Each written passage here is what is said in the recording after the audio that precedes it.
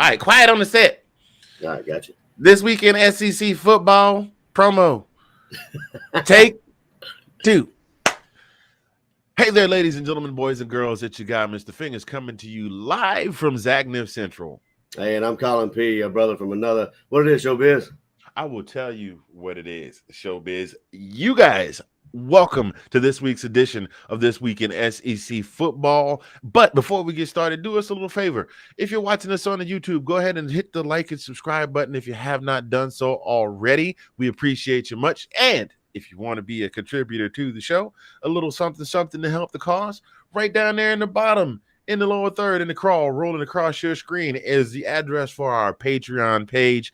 We got some great perks for those of you that are contributors and regular viewers of the show, because we appreciate you so very, very much. So, Collin, my man, I think it's time to get this show started. What you say? My man, let's lay the hammer down. Oh, you know we gonna do something before 2 something. Club Shay coming right at you right after this. Oh, hello, ladies, gentlemen, boys, girls. What Bama does, what Bama do.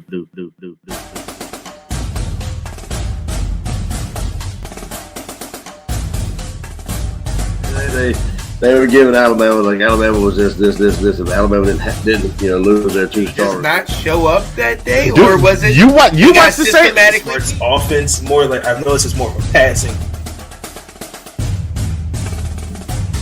Hey, who knows? It might have been, might have not been. Who knows? But then again, that's what I call it football. I mean, oh man, that's definitely going on the blooper reel. you do that voice, I think of Norbert. Oh my God, we have a dandelion encrusted rib.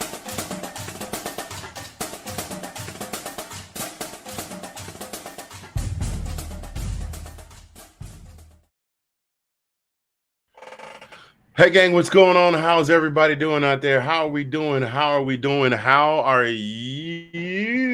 doing? How you doing?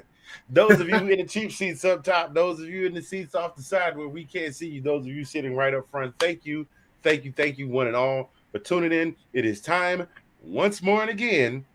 Your boys are back. Guess who's back? Back again. This week in SEC Football Season 2, Episode 16. Man, you know what? This episode makes, I believe, 41 episodes in total since we started the show last year. Good, so we're 9 episodes away. We're about 4 weeks away from episode 50. We got to come up with something special for episode 50. Oh yeah. I'm just saying, y'all give us some time. We come up with something special for episode 50. But we appreciate you guys for tuning in. We got sponsors. We got stuff we want to talk about today. I'm so excited. I forgot who I was. I'm your boy, Mr. Fingaz, coming to you from Zagnif Central in the heart of Oklahoma City. We got a little break in the temperatures. It was 89 degrees, got some rain, but here comes the sun, doo-doo-doo-doo, and now we're back up at 99 degrees today. So it was nice to have a little break. Coming to you from Zagnif Central, and that guy right there, that guy is the brother from another, the sexy mother Hubbard, the ace of base in the place in your face. I am very happy to be here. Collin P. from the DMV. Hey. What you doing, man? Hey, man, what it is, Showbiz, man. I'm doing all right, man. My folks are up here. I had a good weekend with the B, man. Tough to beat that kind of stuff, man. They're still here as we speak. They're upstairs, so kind of get them to be quiet. Right. Set, so he don't come down here grabbing your hat off your head. Right. Go down, Yank. Yank. That's part of that. That is actually part of the intro there. If you guys haven't caught that, that's Brady Sutton, the beat man, right there, jumping in, having a little fun. We like to have him come on every now and again and say "Go Dogs," and every so often we'll get in and throw a roll tide in there for his mom, but we won't hold that against her. How you doing? Right. Shannon? If you're watching this, how you doing? We're not hating. We just saying 33-18. Third ringer. What? Our boy Sean Spencer is in the comments already. The godfather of the Let's Talk Football family of podcasts. We appreciate you, sir. The shout out king, Mr. Point Smile, and yeah, buddy, Mr. The Race. That guy right there. in the comments. Appreciate you dropping by, man. So how you been, man? How was your, you said you had got to spend some time with your fam and everything. Oh yeah. We went to play some games with the B man. That B man had grandpa in there trying to learn Mortal Kombat and stuff. It was kind of quite comical. And then we went out to the mall and everything, and it was just family time. You're talking about the heat, man. We've been getting the afternoon showers and kind of stuff, but it just made it worse. Like that humidity just pops right back up, and just makes it even. You used to about that Georgia stuff. So I mean, yo, you never lied about that. That Georgia heat is no joke, brother. None whatsoever. Yep. I saw you sent me a picture. You sent me a picture. Your mom brought you a little something special, but there was something next to that looked kind of familiar. It looked like a mug with two familiar faces on it. Yeah. That's another story. Before B-Man's mom came pick him up today, he was all talking about, like, he wants to be a gamer, right? I've already said that he wants to be a gamer when he grows up. He's already talking about merch. He's like, Dad, when I get my merch and this, that, and other merch, you're gonna be the first one, and you can buy my merch. I said, wait a minute, you gonna give me merch? He said, nah, you gotta buy my merch. I was like, you ain't gonna get. I'm your dad. Come on. But yeah, no, she actually did. She surprised me with one of the mugs with you and your beautiful face and mine on the side of the mug there, and then she got me this thing here, which is actually pretty cool. I don't know if you guys can read it. It says, "In this house, we love, hug, laugh a lot, dream big, are grateful, have fun, cheer for the Georgia." So yes, sir. Cool. Go Dogs all day, baby, all day. We are SEC. We are an SEC show, and we do try to be very impartial. Very impartial in terms of when we give our analysis and things like that. But make no mistake about it, you're looking at two dogs through and through right here. I mean, in case you couldn't tell, I mean, even with the hat, mine, got the black with the red brim on it. You feel what I'm saying right there? So, hey, where's the mug? You got the mug down there? Is that upstairs? It's upstairs, man. Sorry. Okay. I can go get it. No, you good. No, you good. Just product placement, baby. Product placement. I hear you. That's one thing I can put down here. Run out of room in my corner here. I hear you. It's a nice little mug, y'all. It's got our faces on it. If you want to grab yourself one, go on over and hit that spot right there. That is tinyurl.com/ZA podcast merch. That's where you can get that mug. You can get this weekend SEC football merch. You can there's another website, by the way, right there in the corner, right underneath Collin. The QR code and the website are both right there. If you hit that, you can get this stuff right here and this stuff right here. Now, the sweepstakes is over, okay? I'm going to show you the commercial. The sweepstakes is over. We actually got quite a few people to get in on the sweepstakes. Thank y'all so much for joining in that thing, man, because bro, look, up to Saturday, I was like, man, we going to have but one person in the sweepstakes. But we wound up getting quite a few people to get in on it. So I'm going to show you the commercial, and this is just for ad purposes only. We're going to change it up after this episode. So the sweepstakes is over. It ended yesterday. But this is just for advertising purposes so you can see where to go and get your gear and what it looked like. Stand by. We'll be right back.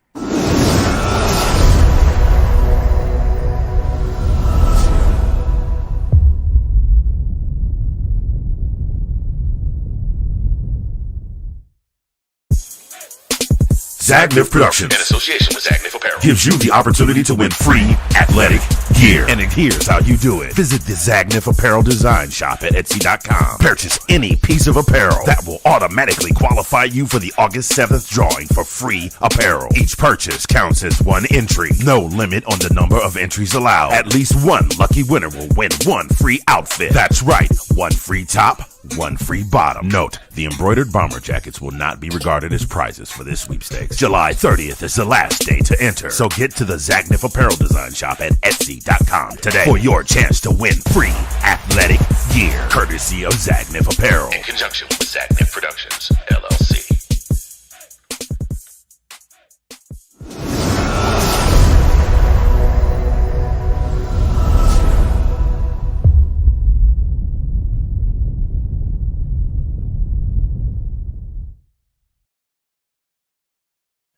Yes, indeed, ladies and gentlemen, ZagnifApparelDesign.com. That is the website that will take you. Actually, there's a shorter version of this website here in the bottom corner we did get granted a .com because we hit our deadline we hit our marker for sales, so they gave us an opportunity to give us a website name. So it is www.zagnifappareldesign.com, but the QR code will take you right to the shop. So swing on by, grab yourself a little piece of gear. Look, Sean in the comments clowning. Wait a minute. Here go the one. Here's the one though. This that one right here. This that one right here. And you better believe it, baby. Go, Oh, yes, sir. dogs. Sick 'em. Hurt. You supposed to go with me, man. My bad. Come on, man. What are you doing? Stop it, Skip. Stop it, Skip Bayless. Don't you get me started today. Don't get me started today. I just want to know, is it my turn? That's all I want to know. Is it my turn? That's it. We got to send birthday shout outs to our fellow Falcons fan and also member of the Let's Talk Football family, Mr. Kyle Yacy, our neighbor to the north. Happy birthday, bro Cephas. We appreciate you. I hope you're watching the show. If you're not, no, he probably not watching the show. He probably still recuperating from the weekend. So anyway, we do appreciate you guys for being regular watchers of this week in SEC football. So we're gonna go ahead. I did so much talking, my mouth went dry on me. You know, you gotta be careful when you do stuff like that. That's why Shay say he always gonna do something, 4-2 something. Gotta keep a little something to sip on right there in the front. So let's jump into news and updates. And I apologize if you're not read in on this. I saw this come across the wire while I was writing up my notes on Mississippi State, who we're going to be talking about today. Actually, if you see in the crawl down there, we will be talking about Mississippi State Bulldogs. I did not know this was a thing, but did you know that the NCAA is talking about expanding the transfer portal to make it unlimited? To make it unlimited? Wow, no. Yeah. I did not know that. Yes, unlimited. So basically how it works is they limit them to one-time transfer with immediate eligibility without a waiver. So like if I decide, well, I'm a 5-star quarterback, Kirby's not going to play me. We know that's how that goes, but still, I can transfer to another school and play immediately without a waiver. But what they're thinking about doing is for fall sports, they want 2 separate windows. So the first one will be 45 days, beginning the day following championship selection, and the second day will be from May 1st to May 15th. For winter and spring sports, students will be able to provide written notification of entry into the portal for 60 days, starting the day after NCAA championship selections. So basically, it looks like what they're going to do, they're going to let people just transfer multiple times. Unlimited, right? I mean, that's what it says, basically. Yeah, basically unlimited. You know what I'm saying? So to use the example, it said if Jackson Dart left Ole Miss. So he left USC to go to Ole Miss.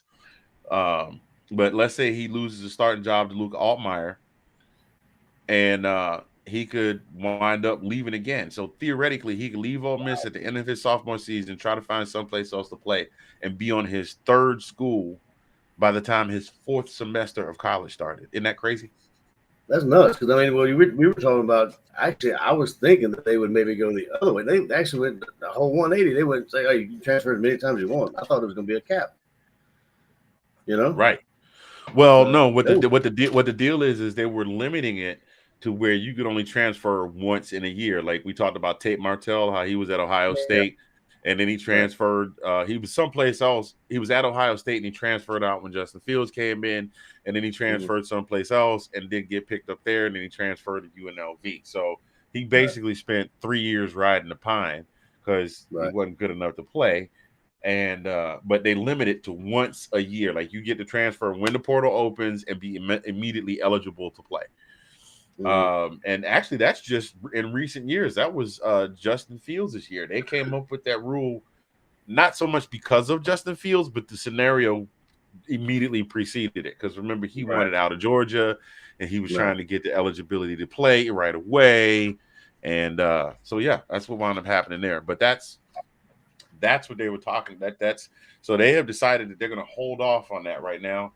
But it looks like that's going to be a thing after this season. Like literally after this season, this guys just good. They'll let guys transfer when they want, how they want, I mean, whatever they want. You know get what I mean? in where you fit in, I guess, right? Get in. Pretty much. But I mean, I don't see it being that much of a problem. The only time I see it being a problem is when you have schools that are stacking Yeah. like Georgia stacks. Yeah. You're going to get guys that are going to come in and they're going to think that they should start, and then when they don't get a starting role, they're going to go someplace else almost immediately. But Almost I think you're going to basically see a lot of the guys that probably would have been second and third stringers anyway, flipping and flopping all around. Yeah. It'll take some time, but I think these guys will start realizing, hey, look, if I wasn't good enough to play here, I'm not going to be good enough to play at Buck Tussle State to go to Buck Tussle State and start. It goes to it makes me wonder. I mean, with all this NIL stuff going on, then you throw that in the mix as well. I mean, like, wow, I mean, what a circus it could potentially be. Yeah. Now, this is a good point Sean brings up: is the transfer portal is a friend of the smaller school. It will more so affect recruiting because there we're back to that. I was like, wait a minute, I didn't hit another comment. I forgot I had the banner turned on. There we go. So that's where we are with that. I think it could be a good thing and a bad thing. Like it'll almost be like the NBA, because the NBA is good for. They've got a couple of deadlines, if I'm not mistaken, because I'm not a huge NBA guy, so don't hold me to this. And those of you that are watching this, if I get it wrong, don't crucify me, okay? But I've heard of mid-season trades and things like that where guys get traded over and they're looking for somebody to replace a key player that's hurt. That could be something. I think that's about where I look at that being put into play. You know what I'm saying? Yeah, I can see that definitely. I mean, if it's used for that, I can see it. But I mean, it's like anything else. I mean, I don't know how you can abuse that. I mean, like that's what I'm saying. I mean, you can have players just like you said before. You know, they're not getting to play. They're riding the pine, whatever. They're going to jump school. You know, and you'll have the bad side of it as well as the good side of that. You know, of this transfer. Well, and that's pretty much with everything. I mean, even with NIL. Oh my God, he said that word again. He said NIL again. Oh no. He said NIL again. No, Andrew, you didn't say NIL. But it's just like with NIL. There's good points to it, there's bad points to it. And we haven't really started to scratch the surface of the one or the other yet, because it's still just a year old. 1 year and 1 month old, because it was 1 year and 1 month to the day that they said, yeah, let the kids get paid to play. Pay them for whatever. Gotcha. And they do need to put a limit on it, Sean. You're 100% right. Like they got to put some caps, because if they don't, it'll wind up turning into what NIL is right now. Basically do what you want as long as they're within the confines of the rules. But we don't have a lot of rules, so we're going to judge on a case-by-case basis, which leaves a lot of room for error and some interesting decisions that people will question. So, for sure. Yep. For sure. Yeah. So we're going to move on here, ladies and gentlemen, to our next topic here, which basically is it's that time of year. It is the first week of August, which means, guess what? We are a mere 4 weeks away from college football.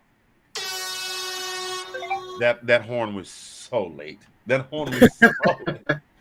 We are wait a minute. Let me try that again. We are a mere 4 weeks away from college football. There we go. Much better. Okay. Which means that they're starting to look at who's looking good in training camp, who's going to be the projected starters. Now, some schools, it's already pretty much a foregone conclusion. We already know at Georgia that there's 99.9% chance that Stetson Bennett will be starting. Okay? We pretty much know that. Foregone conclusion. I'll go ahead and knock out some of the obvious ones like Bryce Young, Stetson Bennett, Anthony Richardson at Florida, and KJ Jefferson in Arkansas. But we'll go through some of the rest of these here. Let's see. These jobs are up for let's see where else. Kentucky, MSU, Will Rogers, Kentucky, Will Levis, South Carolina, Spencer Rattler. Tennessee with Hendon Hooker, and Vanderbilt with Mike Wright.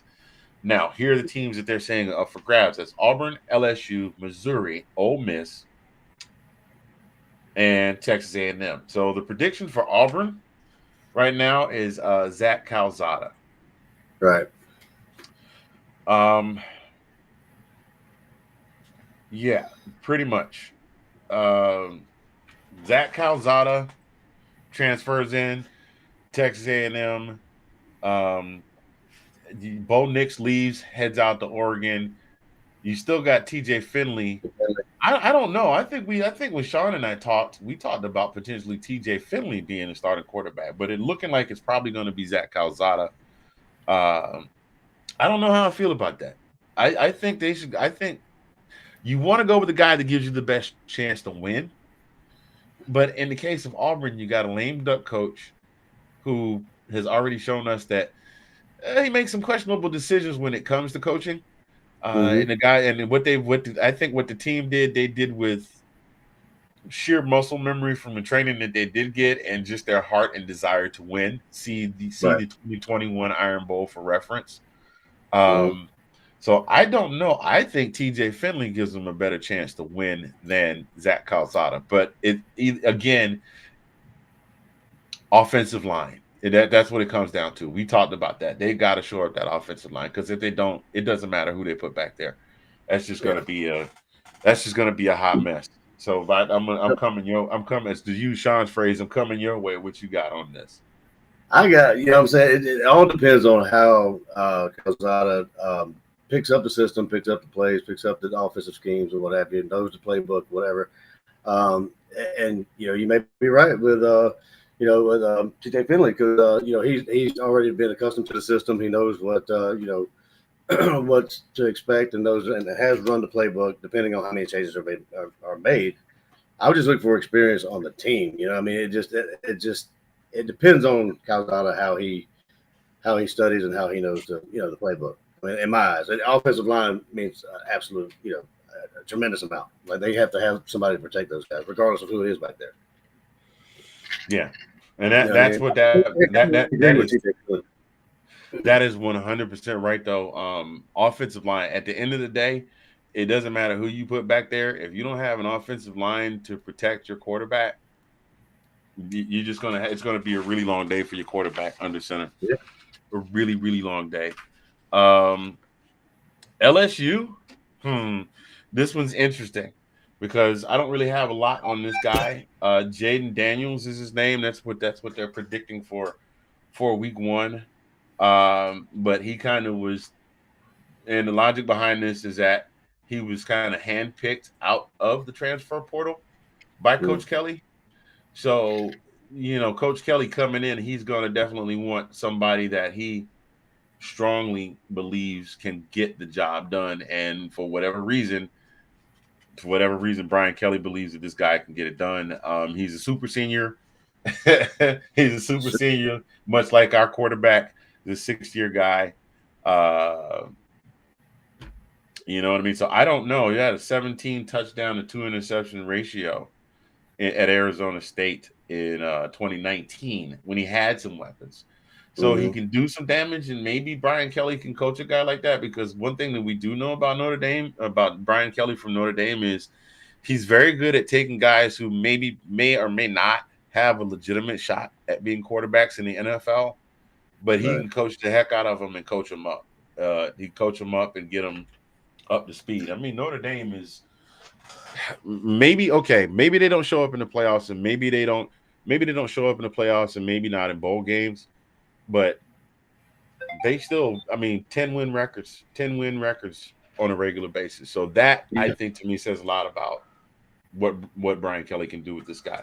Plus that, he had to pick the guy because he said it was family. It was family.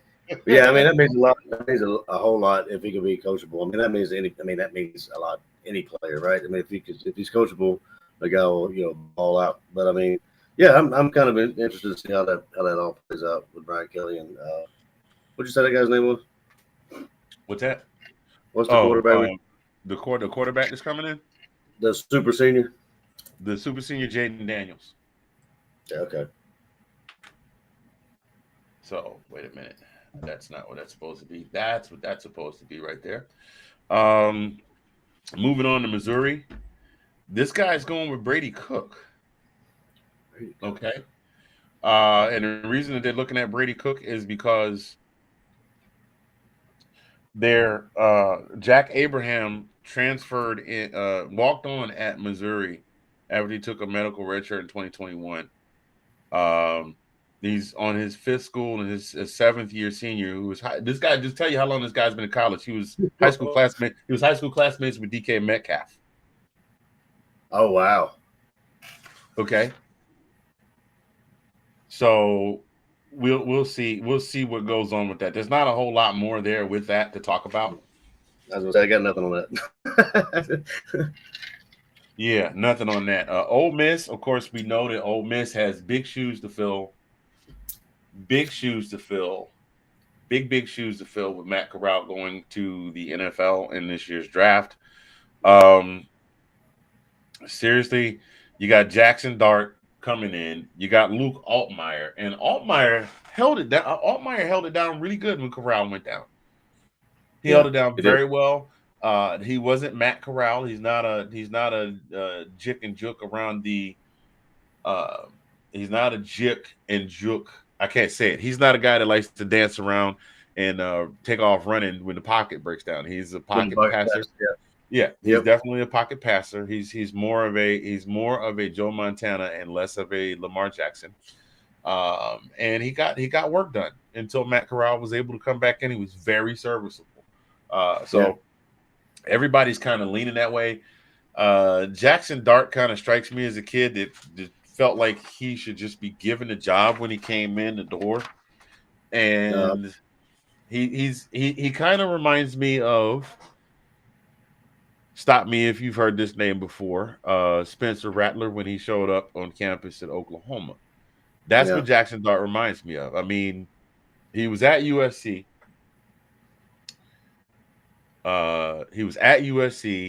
And he just thought he thought he had quarterback position on lock for this coming season. And in comes Caleb Williams with his former coach. And so he's like, all right, I'm out. Like, rather than stick around and try and see if he can win the job legitimately, he dips out and goes to Ole Miss.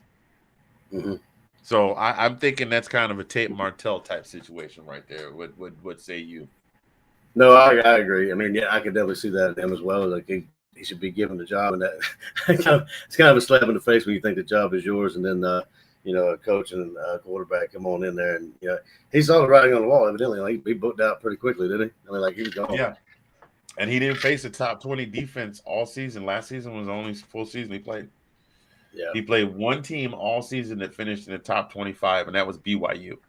And they held him to 7.1 yards per attempt without a completion of over 20 yards.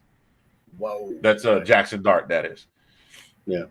I see what I'm saying. So, and Altmaier, I think Altmaier walks with this job. I don't think he walks with the job, but I definitely think he will wind up winning the starting quarterback job, despite what this guy says about Jackson Dart. Texas A&M, they're talking about Haynes King, last but not least.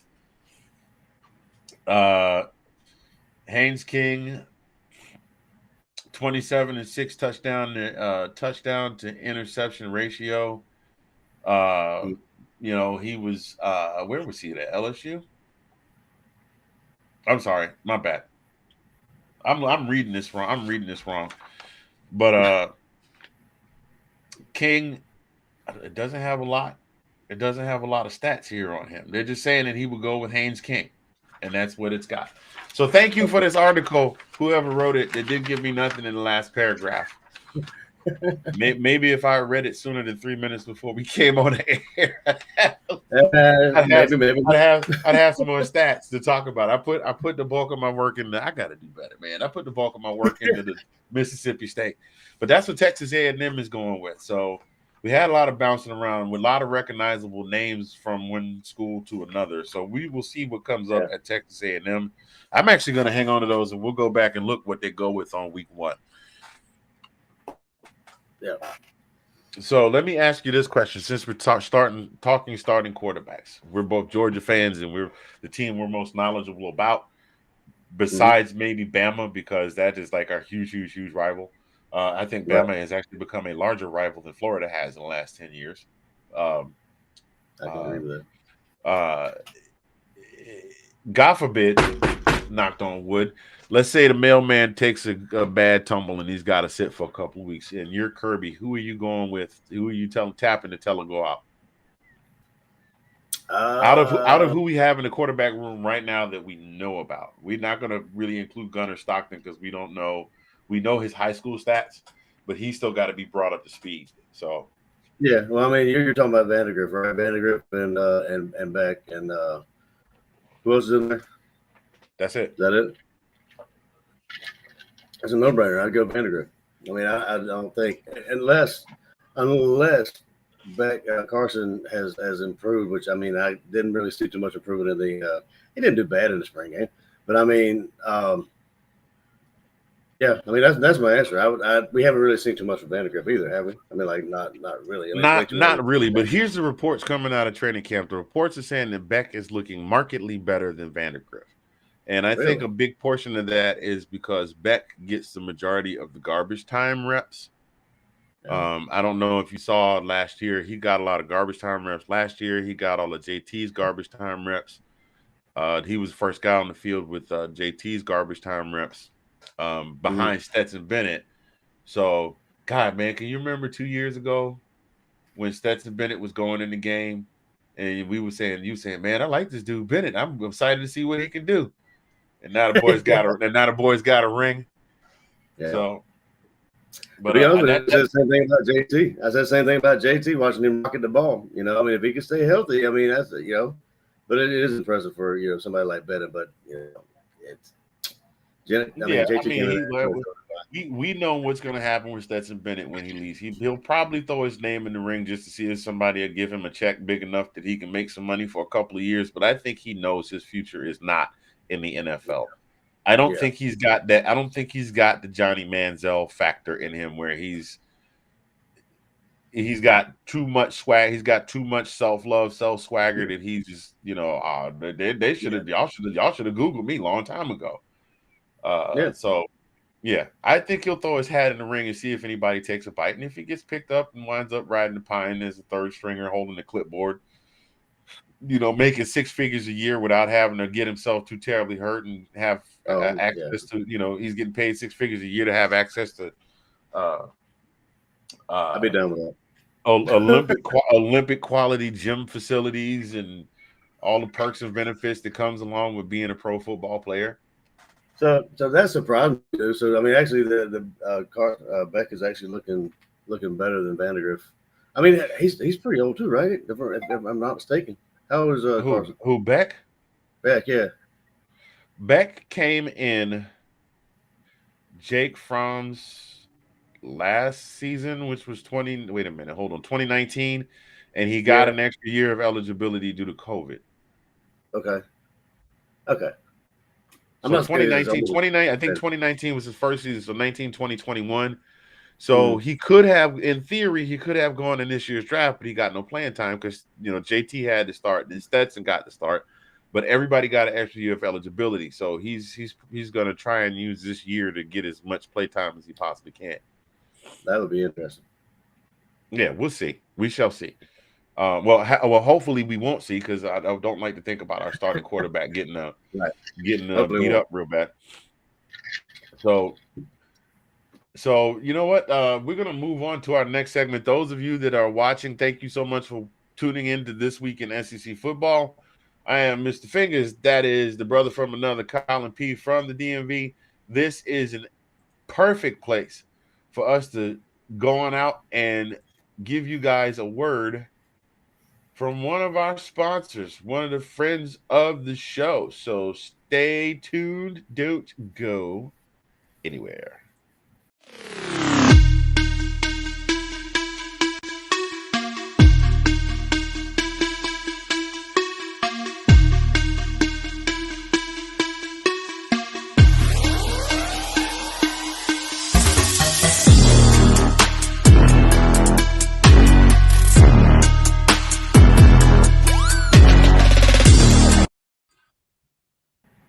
That's our guy, Sid Swinton, Squid Ribs Cards. Hit him up on TikTok. He's on twice a week. He's hooking everybody up with cards. You need them. He's got them. Thank you so much for being a sponsor of This Week in SEC Football, Yes, sir. sir. Also part of the Let's Talk Football family shows. Let's Talk Football in the morning. I got it right, Sean. We'll give you guys a litany of all the Let's Talk Football family and shows a little bit later on, so don't go too terribly far. Again, This Week in SEC Football, we just got done talking about the transfer portal. We just got done talking about projected starting quarterbacks for week one.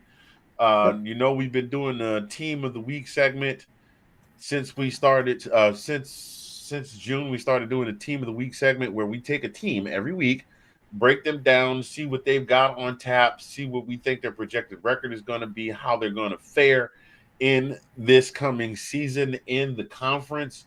We've had some heavy hitters. We started off, of course, with Georgia. We've covered Ole Miss. We've covered Auburn. We've been alternating from east to west. And this week, ladies and gentlemen, the team of the week, as you see down in the crawl, right there going that way across the screen, is the Bulldogs of Mississippi State, that other team that named themselves the Bulldogs. But we all know there's really only one true dog team in the conference, and they are in the East, and they're the reigning national champions.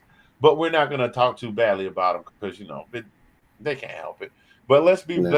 Let's be real. They haven't really been relevant in the conference since Dak was there. I mean, they've had some flashes. They've had some good players come out. But they haven't really made a whole lot of buzz since Dak Prescott came out of there. And they didn't have all that great a season last year. I know I have it written down right here. I can't see. See, here's the thing with my glasses, man. The doctor gave me a prescription because I'm nearsighted. He said, at this point, we can do one or two things with your prescription. We can either make it strong enough so you can see far off or even it out so you can see both ways. And I said, well, I need to be able to see so when I drive. So give me the far off and I'll deal with this. So now I'm at the point that when I go to read, I have to take my glasses off or do this. And then, I'm starting to think that it is time to go ahead and pull the trigger and get the lights in my eyes so I don't have to wear these anymore. Hey, I'm doing the one contact thing. I need to bifocal. I'm getting that age, man.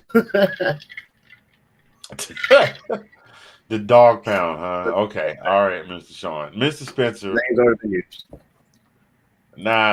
Somebody's on that big time. But I could guarantee you there's about 150 podcasts all across the country called the Dog Pound. But we were talking about Mississippi State. So you were going with their record, right? What's that? Sorry, I'm saying you got it pulled up with their record. Yeah, you got it pulled up. Yeah, I got it pulled up. It was 7-6 overall, 4-4 in conference. Yeah, so it was a not very impressive year.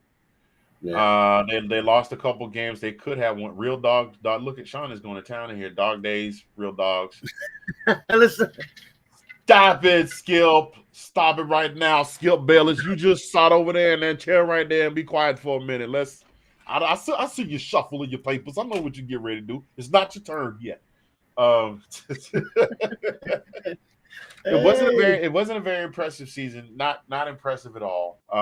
But Mike Leach is working. He's doing some work. Yeah. Okay. Did I say Mike Leach? I said Mike. Yeah, Leach. I was going to say that that's another, in my opinion, another example of the head coach trying to get the team, on the front page, trying to get a little bit of exposure. Mike Leach, he's a polarizing guy too, right? Because I mean, you saw. I don't know if you saw his interview. He's like, I don't do like a pre-speech or whatever. So you just ask me questions, I'll answer them. He doesn't do a whole preview or interview like a pre statement, I should say. Preview statement. Yeah, I mean, and they really didn't. I mean, they weren't too bad on the passing side, 378.3 yards per game. It's fourth They had who I believe the leading passer in the conference in Will Rogers. He threw for 4,739 yards, 36 touchdowns, 9 pickles. But here's the thing: they only 73% percent rate though. I mean, like pass rate. I mean, like not pass rate, completion rate. insane. But we know why. I'm gonna tell you why that is because they had 0 rushing attacks, 63.2 yards. They were ranked 130th out of 130 teams in Division One for rushing yards. That's it. Right. Yeah. That's it. They had let's see what else they got going on here. Nothing else much of note except for, Will Rogers. Will Rogers, he was tearing it up. But their receiving core this year, Mekhi Polk, they lost their number one receiver, Mekhi Polk, who who caught his God, I can't talk today, man. Hold on a second. Okay. Take 2. Boop. He caught for 1,046 yards and 9 touchdowns. He's now with the Ravens. He got picked up in the draft, so they're going to have to depend heavily on his the number 2 and 3 receivers, who are now 1 and 2. Junior Jalen Wadley and graduate player Austin Williams, who combined for 1,200 yards worth of receptions last season. Now their run game wasn't ridiculously shabby in terms of total yards. They just they couldn't get anything going on the ground.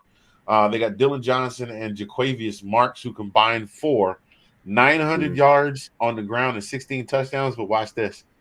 They combined for 1,100 yards receiving and 9 touchdowns. So you got 2 running backs that can catch the ball out of the backfield. So that's going to be a plus because I know Mike Leach is just going to be having Will sling the ball all over the place. You're in the West. You got to play Bama. Boom. You got to play Auburn. Boom. You got to play it now. Arkansas is on the come up. Boom. Texas A&M is on the come up. Boom. But peep this. Didn't they still finish 3rd in the division? I believe they finished 3rd in their division last season, if my memory serves. They finished 4th in the division behind Arkansas is what they did. But they still finished ahead of Texas A&M, who beat Alabama, Auburn, who at the beginning of the season was supposed to give Alabama a run for their money, and the LSU Tigers, who were at that point 2 years removed from a remarkable championship run.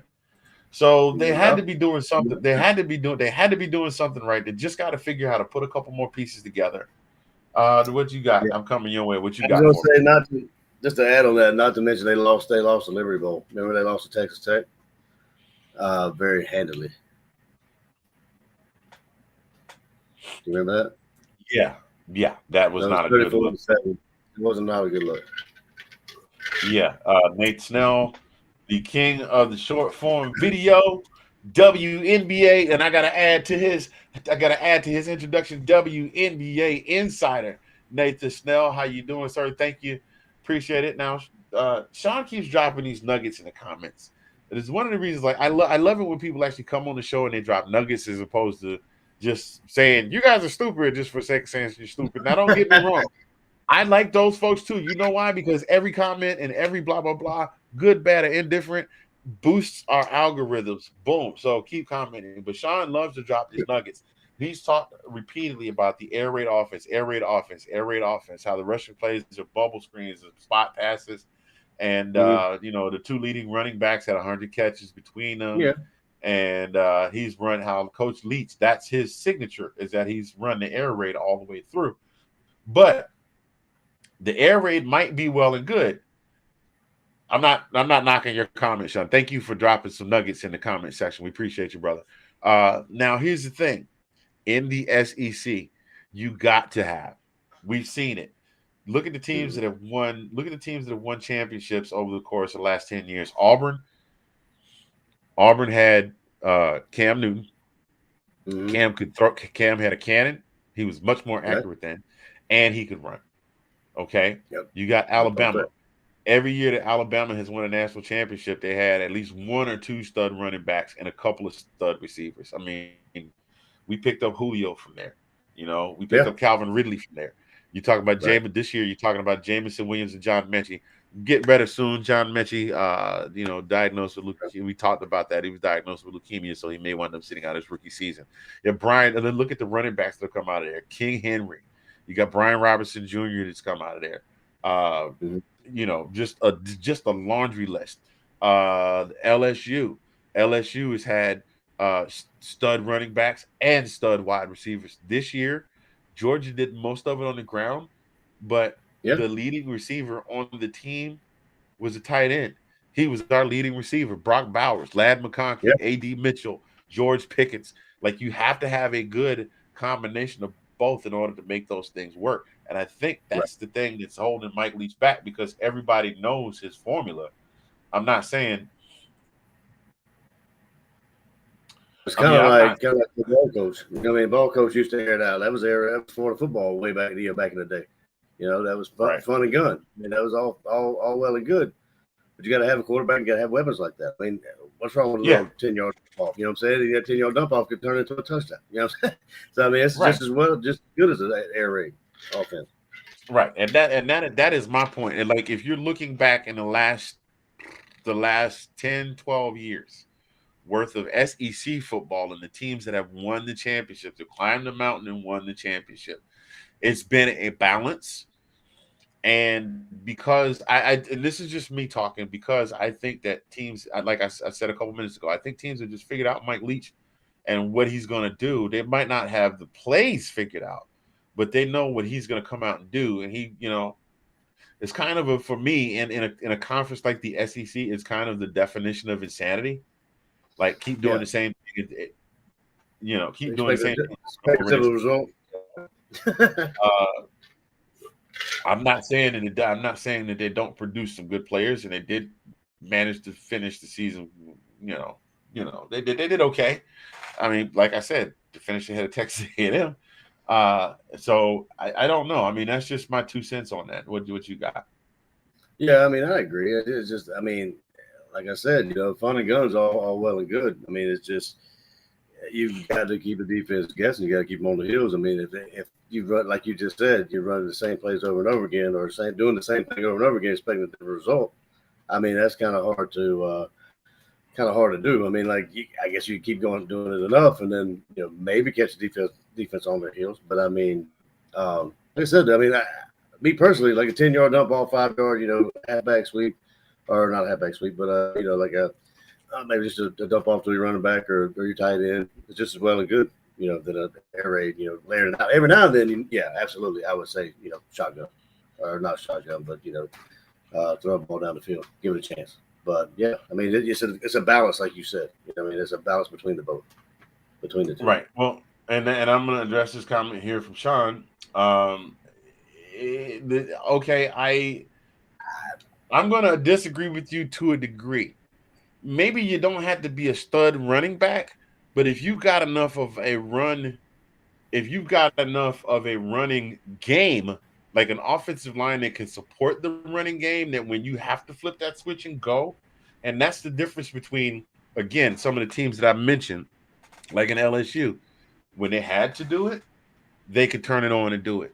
Like Georgia, we know Georgia is notorious for run first, pass second. Yeah. Thank you, Nate. Thank you, Nate the Snail. Nate the Snail. You know what? I'm giving you a comment of the day.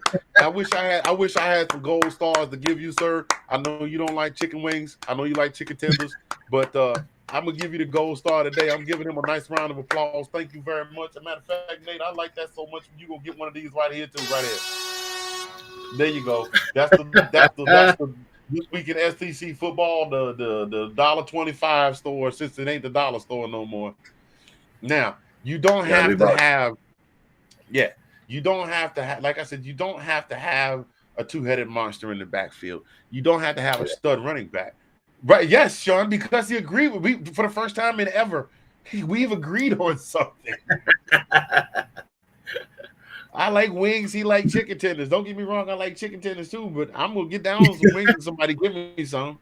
But anyway, no, that's terrible. That's terrible. The one time the boy agreed with Fingaz, and you gonna say that he just agreed with him. He's giving him a round of applause because he agreed with him. That's terrible. You can shut up, Shaq. Anyway, shut up, Kenny. Um, you don't have to necessarily have a stud running back, but if you got a good run plan that can support run blocking plan that can support your run when you have to do it, that's what I'm talking about. And that's what Mississippi State lacked. That's what I'm saying. But I That's mean, my two.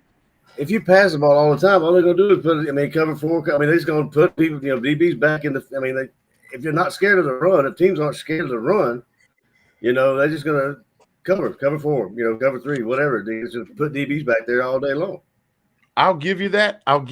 But still, you got the SEC's leading passer. Still, with people dropping 3 and 4 and 5 in the box, it still got 4,700 yards with the receiver, with the receiver over that got almost 1,100 yards in receiving last year. I think there's more to it than that. I mean, he did the doggone thing. I mean, Sean and I talked about him a lot. during the early part of the season. Back when I was laughing at Cincinnati. And Sean, I am going to forever say I was very, very wrong about Cincinnati. I'll say it again right now, pushing another season later. I was wrong about Cincinnati. Okay. We talked about Will Rogers. I was like, Will Rogers, like his name like the actor? For real though? He playing ball? And Tom was like, this kid like 3 gazillion yards in 2 quarters, and coach sat him out. I was like, word. So I started following stats. The kid did the doggone thing. The only that's just my 2 cents. I feel like in the SEC, and I'm just talking SEC. SEC is known just as much for ground and pound as it is for putting it in the air. And it has just been my experience in looking at specifically the last 3 national champions in Georgia, LSU, and Alabama, or Georgia, Alabama, and LSU in that order. See, I put Alabama third. Haha, I didn't mean to do that. Just subconscious Freudian stuff. But the last 3, I mean, they had you got your wide receivers, but you got your running backs. So that's just me. So we're getting a little away from ourselves here. We've been on this a little longer than I wanted to be. It's okay though. It's okay. We putting out this information for you, the viewer. We appreciate you being here. I'm Italian now. That's this Italian thing. And forget about it. Cannoli. Leave the gun, take the cannoli. So what we're going to do is we're going to take another pause for the cause here. I did say that we were going to show you all our family, not the family that Brian Kelly was talking about, but we're going to introduce you to our family. What is family? Family is not necessarily defined by blood and DNA. Family is a group of people that comes together with a common interest for a common cause and works together for the good of all of those that are involved in this group. And that is why we refer to the Let's Talk Football group as the Let's Talk Football family of podcasts. Yeah, we fuss, we fall out, mostly in our instant message chats. We fuss, we fall out, we get together, we hug each other's necks, we cry, we make up. But we definitely support each other 100% in everything we do.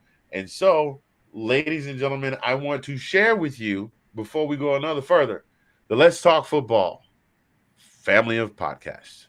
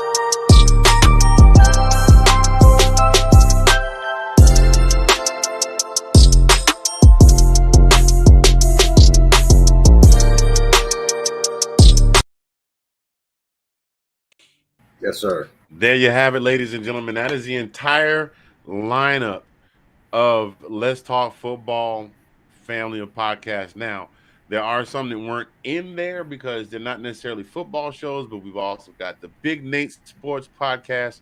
We also have our friends at North Sports Dynasty, our friends at Bucks Report, and they support us. We support them greatly. Make sure you get an opportunity. Take a minute to go by and check out some of these shows.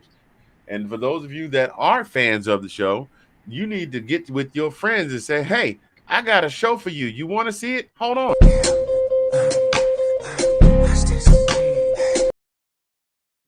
Yeah. I had to figure out a way to slide it in there somewhere. I had to figure a way to slide it in the show somewhere. So Hey, before you get started, I want to give a special shout out to Teresa. I know you've seen Teresa. She's been adding her family, everybody in Georgia. She's been adding inviting a lot of people to our show. I want to say thank you so much, sweetheart. Thank you for. Oh yes, most definitely. Look, we have gotten 30 or 40. The group grew by 30 or 40 people over the weekend due to just that one person. So Teresa, if you're watching, we appreciate you. Thank you so much. Those of you that are watching this right now and you're in this week in SEC group, help us grow the group. The more people, the more stuff we got, the more opinions, the more fun stuff we got going on in the group. And hopefully everybody can bring their thick skins, their grown-up skins, so we don't have the kind of stuff we have in some of these other groups. Anyway, real quick, I wanted to touch on the depth chart. They're bringing back a lot of people, man, and they did have the number 30 defense in the country last year, which is in the they were in the upper third. They were in the upper third of teams as far as their defensive ability is concerned. And from the looks of the depth chart, they are returning just about everybody. So really, they're going to be a little something to contend with, I think, on the defensive side, as long as he can get those guys together and get them going. And then you got your starting quarterback coming back with two receivers that he is strongly familiar with. Let's see. His running backs are coming back. He's got his two main running backs coming back. I think they could do some damage this year. I really do. Not a whole heck of a lot of damage. I mean, I'm not giving them. I don't know. See, I'm saying one thing 1 minute, and then I'm saying something else the next. But you'll see what I'm getting at when we get into the schedule for the year. So definitely want to get into their schedule for the year, and that's what we're going to do right here, ladies and gentlemen, boys and girls. So as you all know, Collin and I, we do a little thing every week with the team of the week where we go through their schedule and we say who we think is going to win and who's going to lose. And I keep a tally, and I started a spreadsheet finally, sir, because I started a spreadsheet finally just because I was having a hard time with all these little pieces of paper. So we're going to start with game number 1, Memphis. Memphis last year finished 7th in the American Conference. They were 6-6 overall, 2-3 in their last 5. I'm going to go with a win for Mississippi State there. Yeah, I'd agree with that. That is at home. That is at Mista. That is at their stadium. So, yeah, I would go with a win there from Memphis. It might be a close game, though, now that I look at it. Yeah, I mean, Memphis has been known to be scrappy, but they were not uber impressive. They were hit or miss last season. They were very hit or miss last season. So, moving on to our next game. Then next game is against the Wildcats of Arizona in Arizona. Just for record, they finished last in the Pac-12 South with a record of 1-11, and they were 1-4 in their last 5. And that one win was against Cali. This is definitely going to be a win. I'm saying. I agree with that. Oh, Sean's chiming in. I'll go back. I'll get Sean. Just keep putting yours in. Put a number by each game so I know when I go back and get them. So so I can come back and catch those. Their next game, game number 3, they are traveling down to the Bayou to play them their old Tigers. Go Tigers. The LSU really had a rough year last year. They finished last in the West. They wound up firing Coach O. Sadly, 2 years removed from a national championship winning season.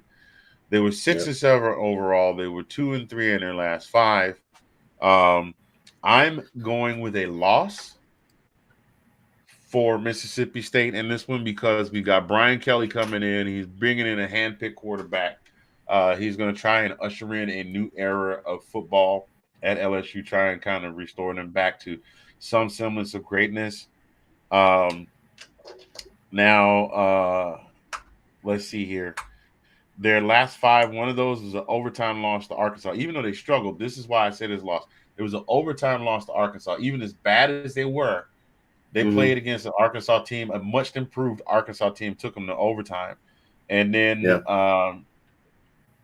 they played Bama, and they held Bama to a single-digit win. Okay, the same Alabama that went to the national championship, the 6 and 7 LSU Tigers held them to a single-digit win in 6 points. So I'm going with the loss there. What you got? Yeah, you know what? I agree. Everything you just said, I agree. I'm anxious to see what Brian Kelly does with LSU, but I'm definitely I'll go with LSU on the win. Well, I'm going to say this about Brian Kelly at LSU. It's either going to be better than people expected, based against not on Brian, not any fault of Brian Kelly's, better than they expected coming out of a miserable season, or it's going to be meet the new boss same as the old boss. I don't think there's going to be any middle ground.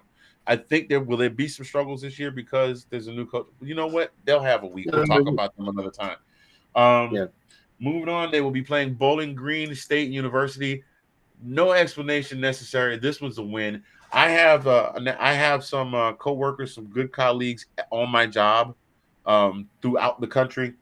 Bowling Green State University is an excellent educational institution. They have an internship program started by one of the people that work in our corporate office to bring in Bowling Green. It's an initiative, and they recruit Bowling Green students specifically to come and work for our company. So it's a great, and all of these people come in, and right now, all of them are within 2 or 3 years making their way up the chain very quickly. So I will give them those props.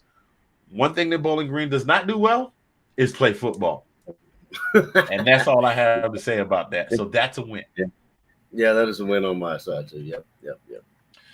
I followed them all last season because even the folks that even my colleagues don't even follow their football team. They're like, yeah, it sucked when I was there, but I used to send them weekly reports, and I'm like, oh, they almost won this one, but they couldn't get it done. So then it became a little thing. I sent them a little commentary in our Microsoft Teams. They loved it. Let's see here. Next week, the following week, they welcome Texas A&M University. This one for me is a 50-50 because this one for me is a 50-50 because he got a lot of commits this year. He got a whole lot of commits this year. Jimbo did.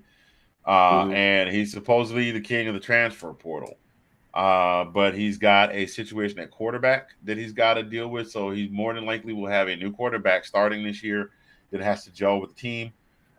Just based off of last year's record overall. Now here's the highlights. They were 8-4. We know that much. They beat Bama, and they were 3-2 in their last 5.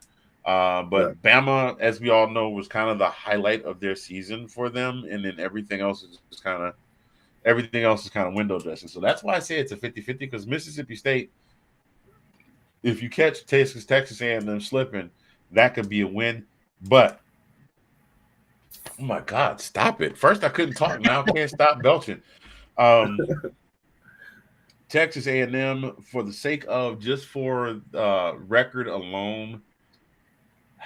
Just for record alone, and this is still a relatively early season game, I'm going with a loss. Yeah, that's it. Starkville, right? That's it. No, wait a minute. They're playing at home. I still say it's a home loss. I'll go against you on this one. I say they're gonna win though. I say Mid-State's gonna win this one. Okay. Well, that kind of satisfies the 50-50 there. Yeah, I mean, well, they'll be legit barring injuries, but you don't think they'll win. And that's Sean talking about Bowling Green. I think Bowling Green went 3-11 I forgot how many games they played last year, whether it was 10 or 11, but I think they won 3 of their games. I didn't even bother to look up their last 5 because I literally would look up the scores from the games and then just send them to my colleagues, and they would be like, "Yeah, that's pretty much what they do." So they weren't necessarily, yeah. Yeah, yeah, we did touch on that earlier, Sean, about Haynes King and Max Johnson. So moving on to the next game, those of you just joining us, welcome to This Week in SEC Football. This is episode 16. Mr. Fingaz, Collin P from the DMV. We are about halfway through the schedule for Mississippi State, who we've been talking about as a team of the week. Next week, the following week, they welcome Arkansas, who finished 9-4 overall. They went 4-1 in their last 5. I say that's a loss. Interesting. Yeah, you know what? I'll go with you on that. I think Arkansas actually they improved last year, and it's an improved Arkansas team. I'm with you. That's a loss. Yeah, I don't know that. I mean, given the fact that for Arkansas they have to climb, the only 2 teams that are in front of them right now, assuming that they come back with the same fire, are Ole Miss, which we don't know what they're going to do because Matt Corral's gone and he was a big chunk of their offense, and Alabama. And we know what Alabama's bringing to the table. But here's the stat I got to share with you. You won't believe this. Do you know that right now, and it's way too early, but right now ESPN is favoring Mississippi State to win by 60.7%? Really? Yes. 60.7% to 39.3%. What? Thank you. Exactly, Boobs. But I got them as a loss. You got them as a loss. I see that as a loss. Yeah. I don't know. I don't know what world ESPN is living in. There must be something. Mike Leach might have something down there that we don't know about. Nathan's saying it's going to be a tie. Well, there's a 50-50 on the other game. Nathan said it's going to be a tie. That's a heck of a 50-50. Now, here's where they get into the part of the schedule where I call Murderer's Row. They go down to Lexington to play the Wildcats. That one I got as a loss. No commentary necessary for me. Yep, I agree with you, Tony. Kentucky's going to win. Yep, I think it's going to be Kentucky is reloaded, and they have their number one mission is to knock Georgia off in the SEC East this year. And we're playing in Lexington this year too. Their next game at Tuscaloosa at Bryant-Denny Stadium. I'm calling that one for a loss. I would agree with that. Yep, absolutely. No commentary necessary on that one. Plain and simple, Nick Saban lost in the national championship. May God have mercy on anyone who gets in his way. Exactly. Auburn, next week they welcome Auburn to Starkville. I want to say they win this game. Against Auburn? Okay. Yeah. I got to go back and wait a minute. Let me go back and check my Auburn. Where's my Auburn list? No, I had Auburn winning that game, so I got to go back because I don't want to cross the streams here. You know, Egon Spengler said crossing the streams was bad, so we're not going to do that. So we're going to stick with that, and I'm going to say they're going to lose that game. But I want to remain consistent all the way across the board with my picks. There you go. I'm going to say a loss. I think Auburn's going to beat them. I say it's a loss. Okay. Then the following week, they welcome the men who wear the red and black. And I'm going with a loss on that one. I already put that one down. Oh yeah, I'm down. Yep, loss. Then you got the what's that? I said no. I was going to the next game, East Tennessee State. Oh, okay, my bad. He was like, yeah, we won that. We won that one. We won that one. Go to the next game. Skip better. You know, man. I'll be on the sideline sipping him with a black and mild in my mouth about halfway through the second quarter. I told you we were on the table. Let's see here. I don't want to be, as a fan, I don't want to get too cocky about that, but that's something else for another show we can talk about. Next game, Next game, they play against Eastern Tennessee State University. Eastern Tennessee State finished the season 11-2. They were pretty impressive. They didn't really have any games against any Power 5 teams. Right. So I don't know what they're going to be able to bring to the table, but they're kind of giving me Coastal Carolina vibes. This is my go out on a limb. This is my go out on a limb pick. I'm going to say that Mississippi State loses the ETSU at home because at this point it's late in the season. They're going through murderer's row. At this point, they played. By the time they play ETSU, they played Texas A&M. They played Arkansas. They played Kentucky, Bama, Auburn, and Georgia. I see a loss there. Yeah, I can't get on the wagon with you there, man. I'm just Miss State's going to win this one. Yeah, you giving them a win on that one? I'll give them a win on that one. Okay, well, hey, you and Mississippi, you and ESPN are in lockstep on that because Mississippi State has this one as a 99.5% assured win for the Bulldogs of Mississippi State. What? They gave a 67% chance of who was it? Auburn or who was it? I can't. A 60% chance, 61% chance of Mississippi State beating Arkansas. Okay, yeah. Wow. Yeah, the same people said that. So many people. The same people. And then they close out the year with the Egg Bowl at Ole Miss. I don't know what Ole Miss is bringing to the table, so I'm only going to have to go off of last year. I think even minus Matt Corral, I think Ole Miss pulls this one out. I got this one as a loss. I agree with that one. I think Lane's going to have them boys going. Yeah, and then it's the Lane Kiffin factor. So we got one. I have 1, 2, 3.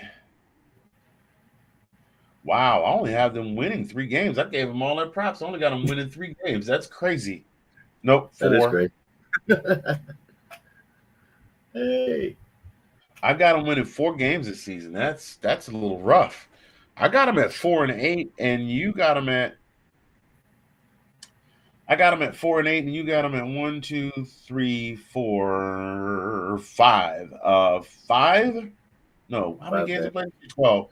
You got them at 5-7. That's rough. I didn't even know we had picked them to lose that many. I might.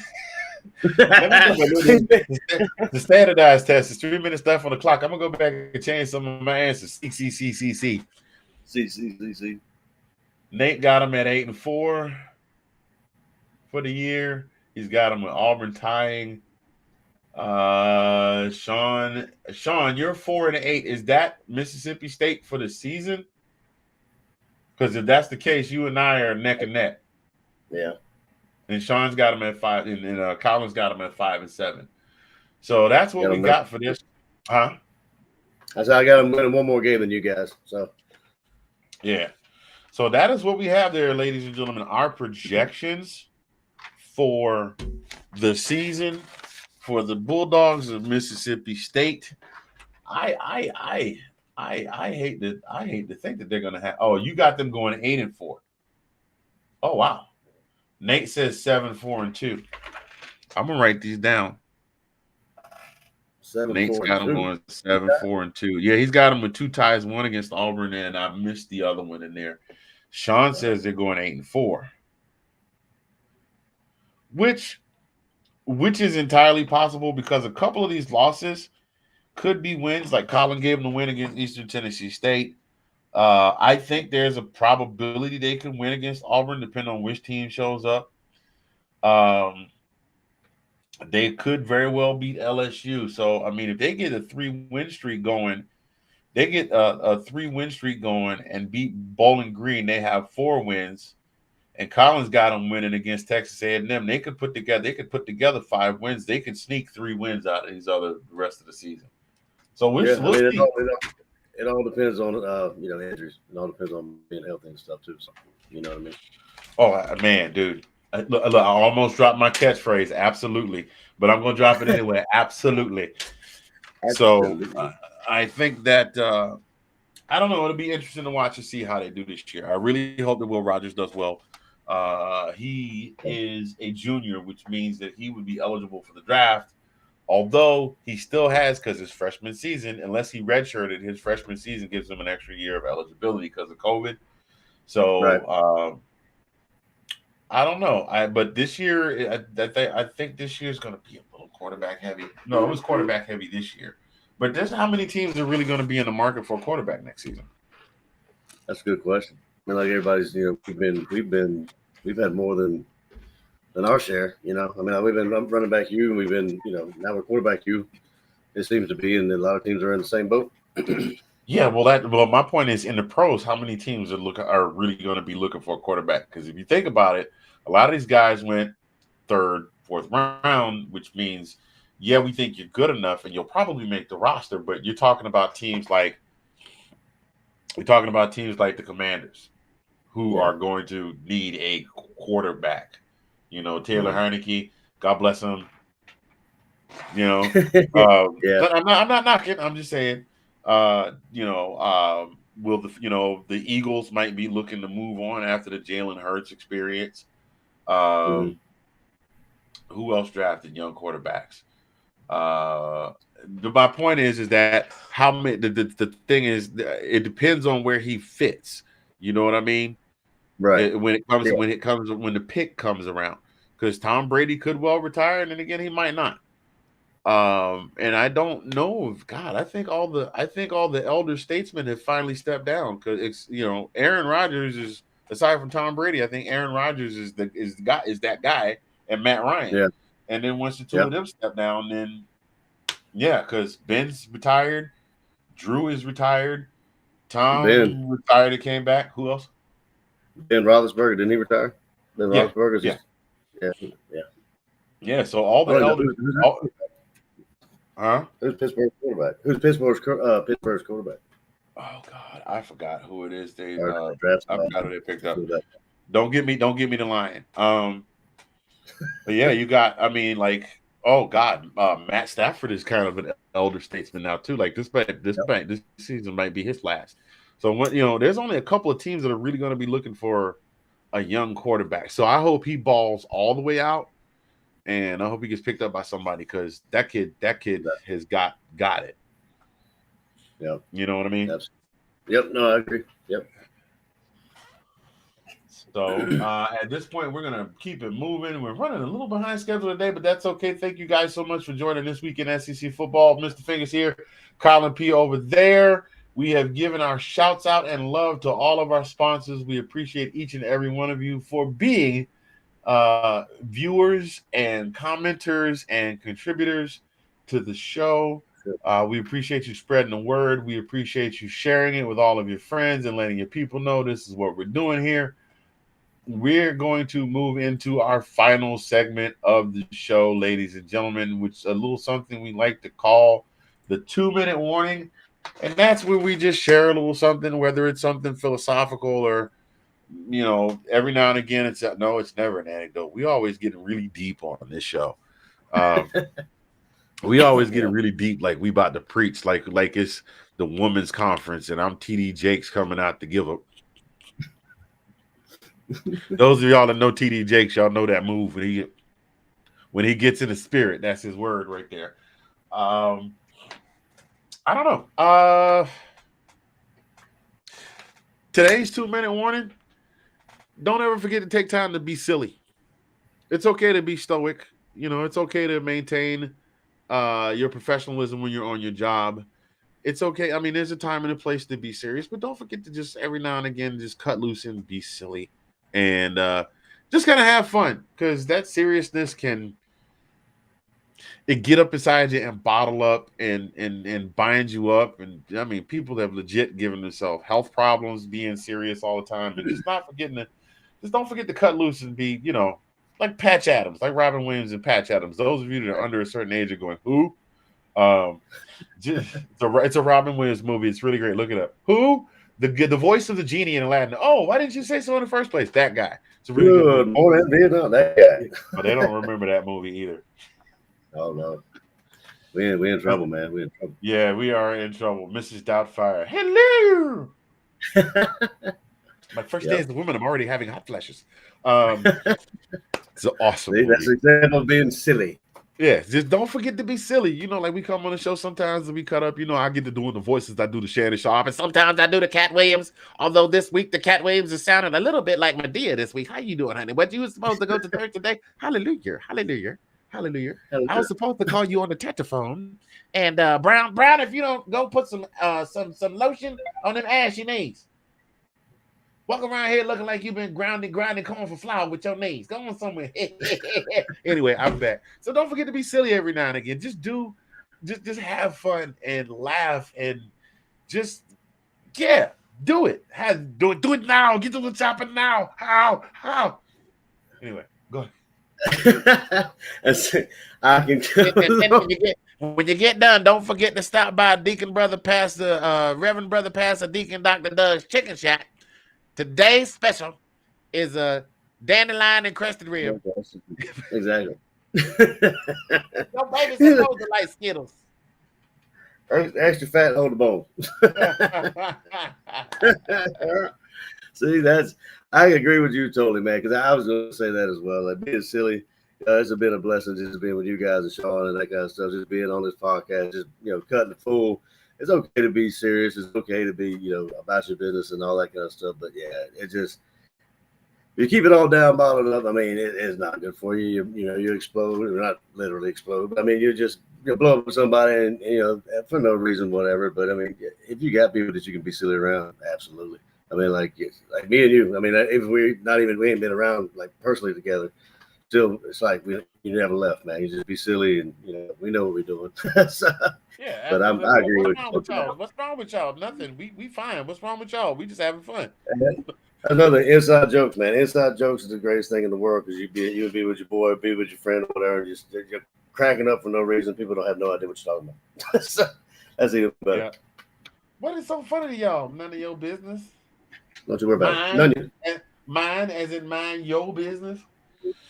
Yeah, but we get ready to take care of that, not having seen each other in a while really soon, sir. For those of you that are watching from the Northern Virginia District of DC, that's not what that stands for. That would be DOD. The District of Columbia, from Maryland, Northern Virginia District of Columbia, the DMV, the Metropolitan DC area, Chocolate City, home of the Go-Go. Wind me up, Chuck. Yes, your boy will be in town. And today is the first. I will be wheels down. By this time, I will have been checked into my hotel in Fairfax, Virginia, and on the 18th and on the 19th, I will be in Tyson's Corner running the Celebrate Fairfax Karaoke Championships. You all that are in the area are welcome to come and join. I will be at the Backyard Grill in Chantilly, Virginia, 13999. Metro Tech Circle that Thursday evening. I will be at the Old Bean immediately following the karaoke competition. That is in Fairfax, Virginia, on Main Street. On Main Street between 236 and University Drive. Yeah, it sits right across the way from where the Green Turtle used to be. It's around the corner from the former. That makes me sad to say that, but the former fire station number 3. The place is they had to shut the place down. Everything was in his name. So I'll be in town. Y'all come hang out with your boy. I haven't seen you. So those of you that have been saying, man, it'd be great to see you when you come in town. It'd be great to see you when you come in town. I'm kind of stationary in an area. I'm gonna need you to come my way. I'm gonna get out and see some people, but I can't get out and see everybody over the course of the just over 50, 60 some odd hours I'm gonna be in town. So come get at your boy, won't you? I'll be all right. No, 72 hours. So come see your boy. 8508 Leesburg Pike from 4 to 9 p.m. on that Friday evening. Chantilly that Thursday evening. Y'all know it's gonna be more stuff. I'm gonna put videos and stuff up. So come see your boy. Most definitely. I'll be there. Yes, sir. You got anything else for the good of the crowd, sir, before we get out of here? I'm good to go, my friend. It's always a pleasure. Love spending time with you here. Always, brother. Always, and always. So, ladies and gentlemen, again, we appreciate you for being viewers and commenters and likers and sharers and subscribers of the show. We're going to be back. We'll be back on Thursday. We're going to have another team of the week. We were just going to do 1 week, but since we realized there's 4 weeks left and we still got a Google of teams to get through, we're going to be doubling up. So we'll have a team of the week for every show and a little something with the news and events to give you as well. We'll be getting more into what we're expecting from the teams as we get closer to the season. Again, we appreciate you being there on behalf of myself, the brother from another mother, the sexy mother, Hubbard, the ace of base in the place in your face. I'm very happy to be here. Collin P from the DMV. We are OUT out. Thank you so much. Have a good evening and go Dogs. Go Dogs.